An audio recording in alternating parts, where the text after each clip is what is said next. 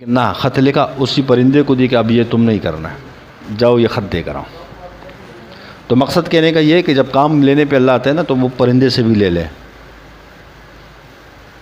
چونٹی سے بھی کام لے لے۔ سلیمان علیہ السلام کا لشکر یہ گھوڑوں پر سوار ہو کے آ رہا ہے، جب چونٹیاں بل سے نکلتی ہیں آپ نے اکثر اوقات دیکھا ہوگا کہ چونٹیاں پھر ایک قطار میں سب چل رہی ہوتی ہیں، تو ایک چونٹی نے دیکھا کہ وہ دور سے سلیمان علیہ السلام کا لشکر آ رہے گھوڑوں پہ سوار ہوگا، تو ایک چونٹی نے اپنے قوم کے ساتھ خیر خواہی کا کام کیا۔ یہ خیر خواہی کا کام اللہ کو کتنا پسند ہے، تو اس نے تمام چونٹیوں میں اعلان کیا کہ دیکھو سلیمان علیہ السلام کا لشکر آ رہے ہیں، ہم سب اپنے اپنے بلوں میں داخل ہو جاتے ہیں، ایسا نہ ہو کہ وہ لشکر ہمیں رونتا ہوا چلا جائے اور ہلاک ہو جائے۔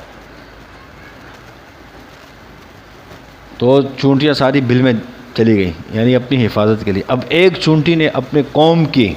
اپنے قبیلے کی فکر کی، اللہ نے کو یہ ادا چونٹی کی اتنی پسند آئی کہ اللہ نے سورہ نمل چونٹی کے نام سے پوری سورت نازل کر دی۔ تو مقصد یہ ہے کہنے کا کہ کام لینے پر آتا ہے وہ کسی کا محتاج نہیں ہے، بالکل نہیں ہے، قسم خدا کی کسی کا محتاج نہیں ہے۔